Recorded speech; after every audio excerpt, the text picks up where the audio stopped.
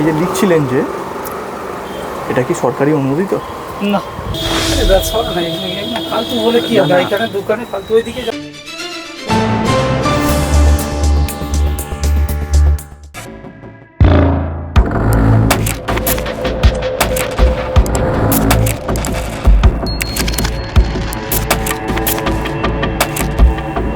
সময়ের সঙ্গে চেহারা বদলাচ্ছে শার্টটার। ঠেকগুলিতে আগেকার মতো ভিড় গন্ডগোল যা ছিল প্রায় বাধ্যতামূলক, আজ তা খুব একটা চোখে না পড়লেও চোখে যা পড়ে তা হলো শার্টটার বোর্ড। সেখানে হাজির পেন্সিলার, যার কাজ ছোট্ট ছোট্ট কাগজের নম্বর লিখে শার্টটা পরিচালনা করা। তাকে ঘিরে বসে থাকতে দেখা গেল জুয়ারিদের। তারা পছন্দসই নম্বর বলছে, পেন্সিলার সেই নম্বর চিরকুট কাগজে লিখছে, সেজন্য নগদ টাকা নেওয়া হচ্ছে। খেলা হয়ে যাওয়ার পরে যারা জিতছে তারা ওই চিরকুট দেখিয়ে নগদে টাকা ফেরত পাচ্ছে।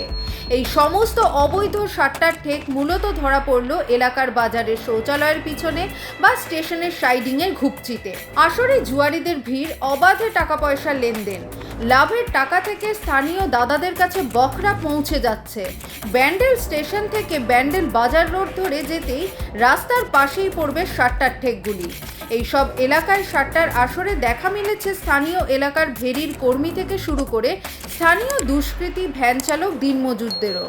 বড় খেলোয়াড়রা অবশ্য মোবাইলে খেলার পরে সারা দিনের হিসেবপত্র পাঠিয়ে দেয় সোজা গদি ঘরে।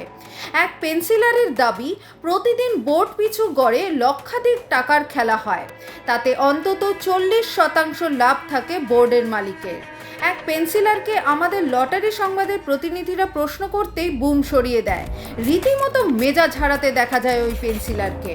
কিন্তু মাসোহারা পাওয়ায় এসব শার্টটার আসর বন্ধ করা বা ধরপাকড় তো দূর, পুলিশ নিয়মিত টহলদারিটুকুও করে না বলে অভিযোগ স্থানীয় মানুষের।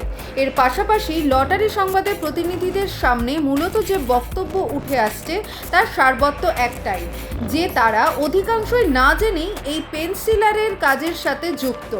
তারা মূলত তাদের সংসার চালানোর জন্য এই কাজের সঙ্গে জেনে বুঝে যুক্ত। আরেকটি বিষয় যা বারবার উঠে আসছে তা হলো অন্য কোনো কাজ করতে পারবে না, তাই এই পেন্সিলারের কাজ করছেন তারা। এই যে লেখা হচ্ছে, মানে এই যে খেলা হচ্ছে, এটা কি সরকারি অনুমোদিত? না, না আপনারা জানেন? সরকারি অনুমোদিত না, সব কিছুই তো বেসরকারি। কেন?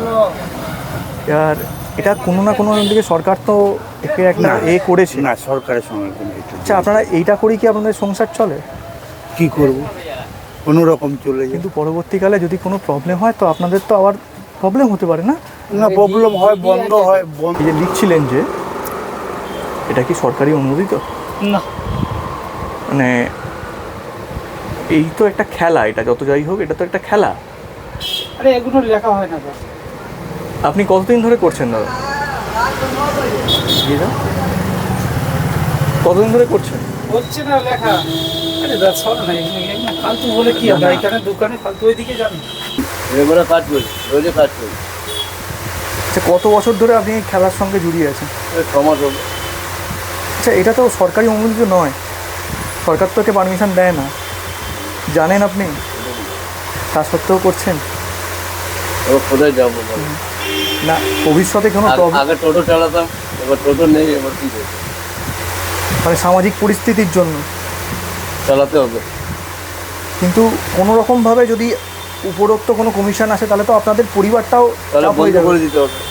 আমাদের কোনো দোষ নেই, বন্ধ করবে সরকার, তো বন্ধ করে দিতে হবে।